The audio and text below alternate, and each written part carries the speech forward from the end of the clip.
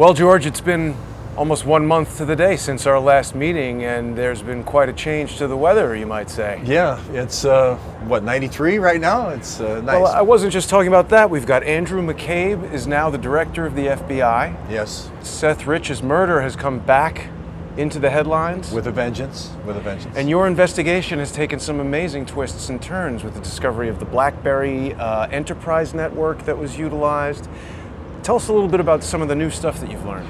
Well, the whole BlackBerry, just following the BlackBerries in this story has led to not only Huma sending emails to Anthony Weiner, right? But today I walked down Park Avenue near your old apartment on 254 Park Avenue, where Anthony Weiner and Huma Abedin used to live as well. Right. And I walked a very short distance to the PR firm that he used to work at, which was MWW. Uh-huh. Now, I never knew what MWW actually stood for, other than Mossad Worldwide. Right. It was just a joke. But you're joking. However, we do have an image of a very young Anthony Weiner with Ehud Barak. Yes. And yes. what's the significance of that? Well, I mean, I don't think anybody, we're two Jewish guys. It's okay to say that he's Mossad. But do we have any evidence other than a photograph of him with Ehud Barak? No, but I think if you look at MWW as a powerhouse PR firm, Mm-hmm. You have a company that specializes in crisis PR. They're the number one crisis PR. So if you're going to go to war, you want MWW doing your backstory of why you're going to war. Michael Kempner runs MWW. He's obviously the deputy director of DNC behind Debbie Wasserman Schultz. Debbie Wasserman Schultz was a front person to Michael Kempner. Is this the same crisis management firm that's now the family representative for the Rich family, or that's someone else? Well, I believe they are, whether they know it or not, whether the people know it or not. But if you look at Bauman for the family, it's a different company. But if you look at the person that's doing the Jack Berkman, I think they're all little fingerlings of Michael Kempner. But I don't have direct proof of that. But I just see an awful lot of PR standing in between the evidence and the people's right to know. I see. Yeah. So Anthony Weiner would have hired this crisis management company to deal with this whole sexting scandal. Yes, I believe they dealt with the sexting scandal, and they also did things like the Flint, Michigan water crisis. Michael Kempner is a very strong supporter of Hillary Clinton, always has been. Kind of came to the party late with Barack Obama. One other thing I've always found very strange about the marriage of Huma Abedin and Anthony Weiner, we certainly know that Huma Abedin comes from a devout Muslim family. Her mother and father are very involved in the Muslim Brotherhood and publications about Islam and Wahhabi Islam. And, Judaism and Islam are two religions that really generally stress marrying within the faith. I've always found it very strange that the two of them would be married unless, of course, their union is a deep cover sheep dipping operation. Yeah, well, there is the greater Israel theory, which is, Israel's going to have everybody fight and then take that, piece of Syria with, Genie energy, and then we're going to have everybody fight over in Iran and then take a hunk of Iran, and same thing for Cairo, Egypt, at least the Sinai, and then to the south with Yemen. And so there is that greater Israel theory. That's the Jim Woolsey theory. That's the Larry Summers Rothschild theory. I don't know.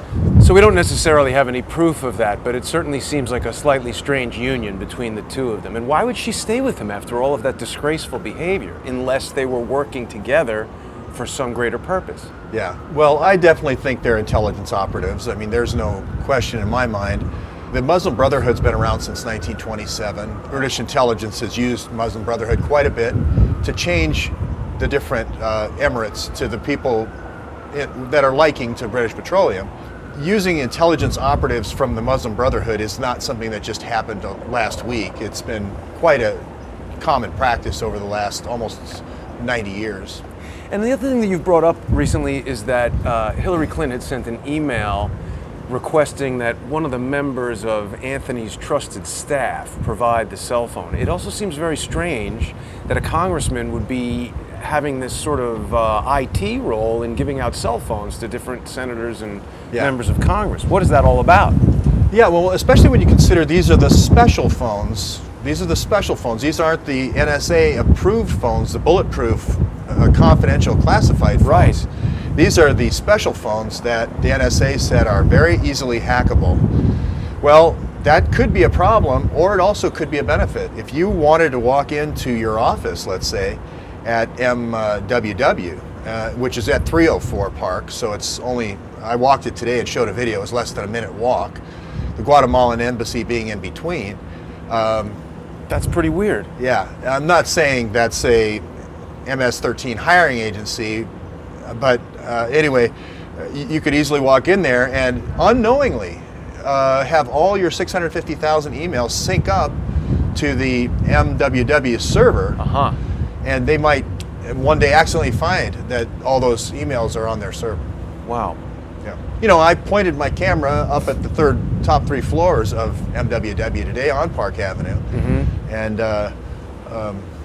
you know, you're still here. I'm still here. Now, the other thing that's happening right now, as you and I are speaking, is the whole Russiagate, impeach Trump, collusion thing. It's just at a fever pitch. Yeah. And it's interesting to note that the whole Seth Rich murder seems to be diametrically opposed to that narrative of Russia hacking. Yeah. Because if Seth Rich leaked it, obviously Russia didn't hack it. It seems strange to me that neither the Senate nor House Intelligence Committees are investigating any of that evidence at all. Yeah, well, there may be a shred of truth to the Russia thing in the sense that Russia may have helped Julian Assange pay for some servers way back when. But as far as the rank and file of WikiLeaks, those people come mainly from Gavin McFadden's recruiting of journalists young journalists mainly, from all over Europe. So there's very little connection. Now, is there some influence with RT and some of the, yeah, just like there's some influence from Western media, but those kids all make up their own mind.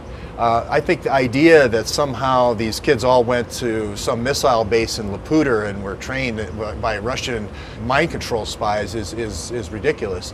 You just have to look at the people who are actually in the WikiLeaks organization. The pushing of the Russia hack narrative starts with the Steele dossier, which was... I think it goes back further than that.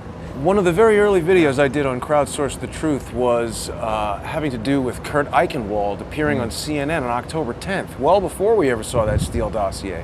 And Eichenwald was saying that Trump was reading doctored emails from Russia. But they're very clearly coming straight out of WikiLeaks, and Eichenwald was lying. Yeah. I think that was probably the first public rollout, kind of a test the water.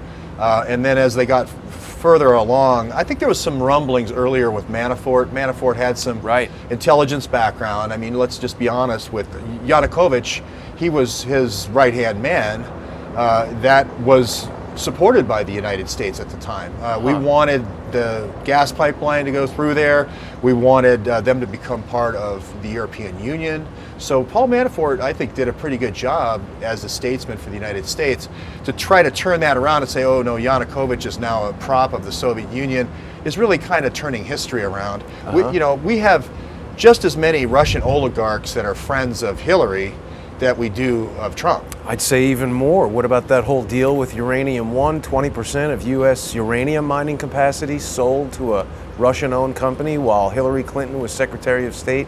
John Podesta was lobbying for Uranium One. And he had, John Podesta had Jewel in Canada, which took positions in. There's more than enough blame to go around with, with the various Frank Justra, with his dealings in Kyrgyzstan and all these other satellites, ex-satellites of the Soviet Union, with all his mining plays. So I think to really build on that island is kind of almost, it's a very shaky raft to build on. And it just keeps kind of almost disintegrating by itself the more effort they pour into it, because it's just such a sandcastle to begin with. Has there been any new information about Eric Braverman? I mean, of course, this all started, where is Eric Braverman? We still don't know where he is. No, we don't. And I look at Braverman as the left shoe and Seth Rich as the right shoe. I mean, these are the two guys that went to WikiLeaks. And so I call them the DNC trio now, I guess. Well, actually, there's three guys that died at WikiLeaks, so I call that the WikiLeaks trio. And then there's the DNC duo, which is Sean Lucas, who dies young, and then also Seth Rich.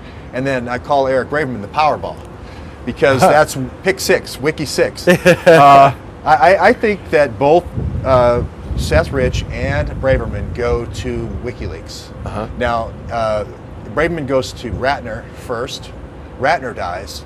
Then that's cut off for Seth Rich. Right. So then he goes to Jones and then Gavin McFadden. Trump is learning how to play the game. He's getting away from the knee-jerk tweets, and he's starting to put out little leaks.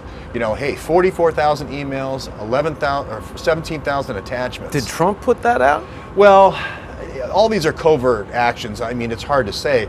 There's 2 ways it could have happened. One is Hillary peanut buttered all this NSA type data across 5 different intelligence agencies. When you say peanut butter, you mean she just gave it to everybody, spread it around? Yeah, she wanted to make sure that when Trump came in, that Trump couldn't go and shut down her operation. It was going to be a whack-a-mole, literally whack-a-mole. She was going to have moles in all 5 agencies, the key 5. NGA, NSA, FBI, CIA, and ODNI. And then there's those PR releases about 17 agencies, but if you really look at the intelligence structure in the US, it's those 5 key agencies. So she peanut buttered this information. Now, it could be that these are just the NGA leakers. That's yet to come forward, I believe. Or it could be Trump being smart enough to just feed Mike Chernovich these leads, and all of a sudden, Chernovich seems to know awfully quickly when something's going to break. He was the first guy on the Syria missile strike. Well, Syria missile strike, but also he was the first one on the Seth Rich leak as well, just this recent Seth Rich leak. I think that was on Drudge, and then he just retweeted. It was on Drudge, but I think he knew about it before Drudge, is what I'm saying. What makes you say that? I really probably couldn't go any further, but he does have the White House press pass now, and he is a trusted. Dan Scavino trusts Mike Chernovich. I'll just leave it at that. Interesting. Yeah. Now there's a kind of a new name who's recently come to the surface who seems to be pretty important in all this, which is Rod Wheeler, the private investigator who's a former homicide detective from the DC Metro Police. He's been taking a lot of heat this week, but I've examined some of his interviews and his claims, and he seems to be onto something. Yeah, he did. He was on that Lou Dobbs interview and said body cams, body cams, body cams. Right. Where is the photographic evidence from the police body cams? Yeah. Where is Seth Rich's laptop? Where is his cell phone? Where are the contents of that? Why are these things not being submitted as evidence in this Russian inquiry? Yeah. Well, Trump is going to get the WikiLeaks out. At this point, it's not Trump, I don't believe, but it's somebody who really is sharp that is going to let them build this Russia case and then continually pop the balloon over and over. Do you really feel like Trump has that much control? It seems to me that the entire deep state is against him right now. He's fighting for his life. It is, but let's say you say the 44,000 emails is not true. Let's say you say the 17,000 attachments is not true. Then all of a sudden WikiLeaks announces or releases the first 5,000. What do you do then? It has all the right metadata, it has all the to's and froms, it says what day Gavin McFadden got it, goes through all the routers. What do? Do you say that's a fake? And then, well, remember there's 5,000 more where that came from, and then 5,000 more. So you can, when you release in tranches, you're kind of setting up your counterintelligence opponent to play chess, to make a reaction. As soon as you say that's a fake, then you release another 5,000 that's corroborated with other evidence. But no one has been able to actually prove that anything WikiLeaks has ever released is anything but authentic. They have a 100% track record. That's so amazing. Far. Yeah, that's amazing. Over a 10-year period, that's a long time. Yeah. Coming up on 11.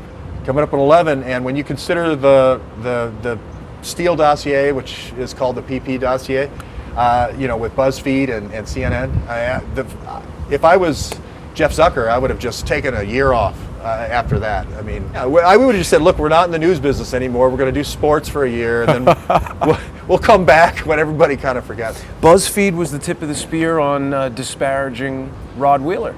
Well, I mean, this goes back to the 50s with intelligence. I mean, you have somebody from Allentown or Saylorsburg, Pennsylvania, write an article and say Jason Goodman's some kind of spy, and then AP picks it up. Right.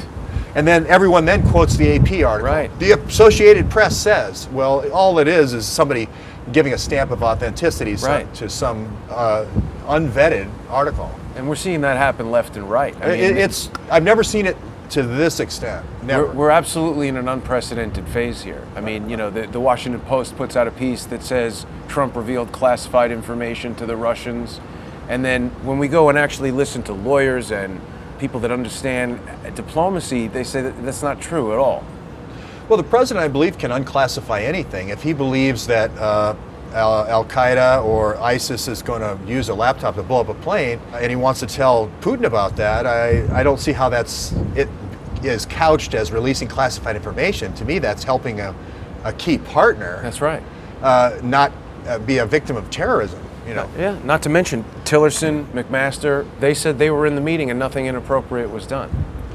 So it's hard to say. But let's circle back to the investigation again, because there's so much stuff that you've come up with. Now, in James Comey's most recent testimony, he seemed to verify the claims that you made about this illicit BlackBerry Enterprise server network. Yeah, and I've talked to many experts at Research in Motion, which makes the BlackBerry in Waterloo, Canada, and they've all confirmed this desktop linking. And then not only will you link your phone automatically to your desktop whenever you can connect to a cell tower, but then you also have the laptops connecting to each other into a master server. And if you remember, the Wands were accused by the Capitol Police of having a master server.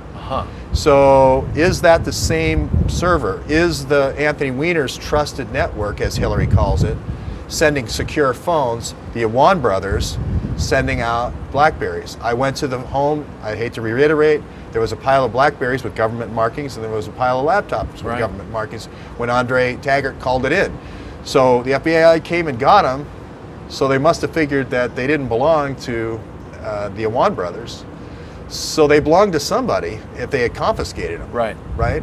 So we haven't made that link fully, but there is going to be documentation. It's going to be redacted, but it's going to say the day the search was performed. This is all going to come out. It has to.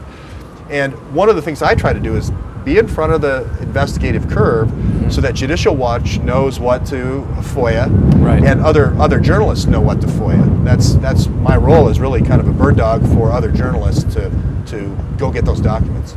And you know, on that note, there was a particular email that you identified that oddly had one redacted name in it that could blow the whole case wide open.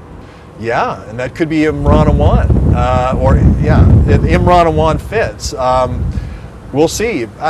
Again, if Hillary says, have Anthony's trusted staff send the secure phone, and then Huma responds, I'll have blank blank send the secure phone right now, FedEx it, and they redact it, why would you redact that? I mean, she has her special phones. Why would you redact that one piece of information? That one piece of information unlocks the whole case. If that says Imran Awan, then I'm right about the BlackBerries and I'm right about the laptops in his home. And then the case is solved, because then we know the FBI has the laptops, the FBI has the phones. And so what are the Senate and House Intelligence Committees doing? Can this information be gotten to them somehow? Well, I have to do a public forum because, Schumer kind of runs the Senate in terms of talking to CNN, and Schiff kind of runs the House, and there is nothing else going to get through that channel. That's a 100% channel. Occasionally they'll have, someone on, to provide a kind of a wet paper retort. So there's no mainstream media. There's no MSNBC or there Fox potentially, but really the best way to get the message directly to the people is through the YouTube channel. Right. Yeah. It's strange. I ran into both Chuck Schumer and Adam Schiff on two separate trains. Made a video about Chuck Schumer, but I didn't have a camera with me when I ran into Adam Schiff. That's kind of weird. Was it before or after we made a video? I can't comment on that. I don't know. Maybe they're thinking, well, I don't know how much a friend of Israel is. I think it was before. I think it was well before. So where do you see the investigation going now? When I watch and I'm following it, I feel like you're really coming to a crescendo, about to break through. All this information about Seth Rich. I mean, you went to the convenience store that was, right on the corner where he was killed. Well, this morning, I reiterated the story, but I think it had gotten buried in mainstream medium news that there was 2 bullet shots in his back. I did have the 4th-year surgery residence report of the bullet lodging in the upper lobe of the liver, and then the one going through his abdomen from the back. That seemed like new and pertinent information that we hadn't really had. It was out there, but it gets so buried in the blizzard of these bulletin boards like Vote and so forth. These are great researchers, but you have a lot of mix in there. And what I try to do is pick the diamonds, leave the dirt clods. And but the way this guy talked, as far as medically, and obviously my son's a physician, so Seemed credible. Yeah, it's very credible. And they resected about 12 centimeters of Seth Rich's intestine. They left it open because they were going to wash it out the next day. Right. But in talking with different physicians, they said even if that did cause a septicemia, an infection, for some reason somebody left it open, it wouldn't cause death. Right. And the guy who had seen about 25 gunshot wounds, he was on loan from Washington Hospital Center, a WHC in DC, but he had said he'd seen 25 like that, and none of them died. So it's seeming like we've really reached a point where the whole Seth Rich murder has really taken on a new significance, both in your investigation and the whole entire Trump-Russia collusion impeachment thing. And it's almost the most important thing happening right now. Yeah, it's the first shoe to drop in the investigation. And Braverman, I still say, and I said it 205 days ago, will be the other shoe when it drops. Now, I'm not saying Braverman's dead. I'm saying he's living with his brother in a kibbutz near Tel Aviv. Any more information about that? Any follow-up at Yale? How could he be living in Tel Aviv if he's scheduled to be teaching in Connecticut? I don't think anybody's seen him in Connecticut. I think he's grown a beard. He's eating hummus every day and on a kibbutz that does not have electricity. And no one knows anything about the news going on, and everyone speaks Hebrew in that village, and no one knows what's going on in the United States. That's where I think he is right now. Wow. So, and nothing I've learned since then has changed my mind. Mm-hmm. And just because I think he's too good of an asset to take out, whereas Seth Rich, in the eyes of the people making decisions, was expendable. And what do you think the logical reason is that that Adam Schiff and the House and the Senate committees aren't looking for this very pertinent evidence related to Seth Rich's murder? The information on his laptop, the information on his cell phone, the body cameras, who killed him, why did they kill him? Nobody's coming to collect this $125,000 reward. If it was two street thugs, don't you think one of them would roll over on the other for $125,000? Yeah, well, it's not two street thugs. What Seth was mad about is he is a Bernie-crat, I'm a Bernie-crat. Hillary was taking money from the Bernie-crats and giving it to the Hillocrats. That's the bottom line. Right. And he didn't like it. And he called Gavin McFadden through, I think, John Jones, but we'll see if that comes out. Or the metadata on the phone calls is going to be with John Jones. That has not come out yet. But McFadden's in conversation with him, counseling him and saying, what do I need to give you to prove this case? And he's saying, okay, well, I need donations by zip code is what you need. I need to show that the Senate candidate that Seth Rich was working for in Nebraska received this much money. That's why I need to send you the spreadsheet for Nebraska. I need to send you the breakdown for every county. So Seth Rich is sending them, that's the email attachments, all those are the email Excel attachments. files or whatever it might be. I don't think we can stress enough the incredible coincidence of Ratner, McFadden, Jones, all three from WikiLeaks. Yes. Seth Rich, these four guys who seem to be quite directly related, even circumstantially, and they've all died within such a short period of time. Yeah, well, and of course, I would throw Sean Lucas in there as 5, and then I would throw Eric Braverman in as the Powerball because we still don't know where Eric Braverman is. I'd like to see him. I think the world would like to see him. I think the world's worried about Eric Braverman. And if he's tweeting, he's obviously got access to electricity and internet, conceivably. I think anybody could be tweeting. It's like Snowden. You never know at what point the person is put on ice, and then you bring in the shadow tweeter. Yeah, shadow tweeter. I guess that was a good way to say it. Snowden changes dramatically about a year ago in his whole timbre of what he's saying. First of all, he just starts commenting only on the UK, very little on the US. And the things he starts saying about the US are all in support of the US deep state. So I'm really wondering about Snowden's account as well. Huh. And the account changed from @Snowden to @Snowden_. So that was kind of weird as well. They changed the account. Yeah. And there was a dead man switch that came out there in the middle of that switch as well. What do you mean? Well, you can configure your account in such a way that if you don't answer a ping every morning, let's say every 24 hours, it automatically figures you're dead. right? And then it sends out codes that will help you unlock encrypted files. Oh, right. We've seen WikiLeaks do stuff like that. Yeah, and that happened with Snowden. Really? Yeah, so the dead man switch was activated, and ever since that dead man switch, he has changed. I mean, the account has changed. George, how do you know all this stuff that nobody else knows? Everybody knows this stuff. Oh. It's all out there. It's all out there. That's why we're doing this show. Crowdsource the truth. Now, if you remember, let's just go through the timeline. He supposedly spends 5 hours in the bar at the end of Lou City Bar. Kind of boozy. That's a long time. Yeah. And that leather chair he supposedly was in 6 nights a week. Huh. Okay, that's the PR that's come out about this. And I'm not implicating... 6 nights a week, the guy's sitting in a bar? I'm not saying Mossad Worldwide did the PR on this, but I'm just saying all the articles, and there's a lot, say he's there in the bar 6 nights a week. Now, that's a person you know as a regular. Right. If somebody's coming in 6 nights a week and staying at the bar 3 or 4 hours, everybody's going to know him. Right. So everybody at the bar should be able to say, yep, he was there. I'm going to tweet it. Yes, I remember Seth Rich. Tweet out condolences, tweet out, talk to newspaper Nothing reporters. like that on Nothing. the Facebook feed or the Twitter feed for the bar. The only thing we have is one guy, which is Joe Capone. Joe Capone runs that bar, and Joe Capone says, I tried to put him in a cab at 1:40 a.m. in front of the bar. So that should be on all the cameras. Well, why didn't he go home in a cab then? Well, he tried to talk him out of it, but Seth Rich was so drunk, supposedly, that he said, no, I'm walking home. I'm going to walk the 36 minutes home. That doesn't seem like something somebody would do if they were drunk. We don't- Versus just flopping into a cab? We don't know, but it is odd that Joe Capone is at the White House and John Podesta uses the White House as a meeting place. Wait. When is Joe Capone at the White House? 3 days before the murder of Seth Rich, Joe Capone is at the White House. How do people not know this? What's a bartender doing at the White House? Is he hanging out with the pizza shop guy? And that just reminded me of the next thing we need to talk Elephantis, about. we won't go there just yet. Hang on, and put a pin in that. Yeah, but I mean, What is Joe Capone doing at the White House?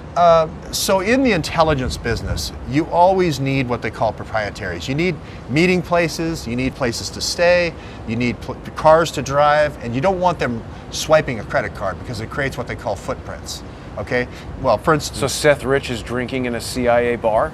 Well, most of the customers are normal customers, but when your operatives come in for a meeting, you don't want them swiping a credit card. I see. So you make your House tab. Yeah, available. You just give them drinks, because they're operatives. They say a name or something, and they say, "Oh, it's okay, guys, it's on me." That's how the intelligence business works. Don't want to swipe credit cards. Right. So I believe that Joe Capone had that kind of relationship with the DNC. It's not illegal.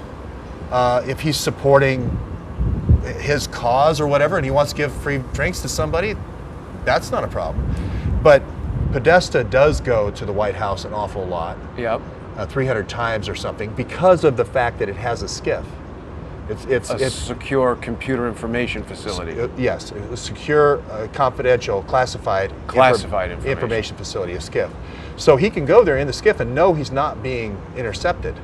Bob Creamer goes to the White House for the same reason. He doesn't want to have any conversations overheard when he's ordering up. But not just anybody can walk into the White House and say, hey, can I use your skiff? How are these guys getting access there? They must be known operatives. Well, I mean, Joe Clancy ran Secret Service for the longest time. Uh-huh. And Joe Clancy and John Podesta, you couldn't get two guys that are closer together. I mean, they're one of the big reasons the Pope was brought to the United States was John Podesta and Joe Clancy's partnership, bringing the Pope here. They really, that's somebody that their religion they hold in a very high esteem. So they were very close. I thought their religion is Tholema. Their religion is you listen or you and you don't talk. But now wait a minute. Let's stay on Joe Capone for a second. Yeah. Do we have any explanation of what he was doing, of what the bartender or the bar manager who was at the bar the night Seth Rich was killed, what is he doing in the White House 3 days before that happens?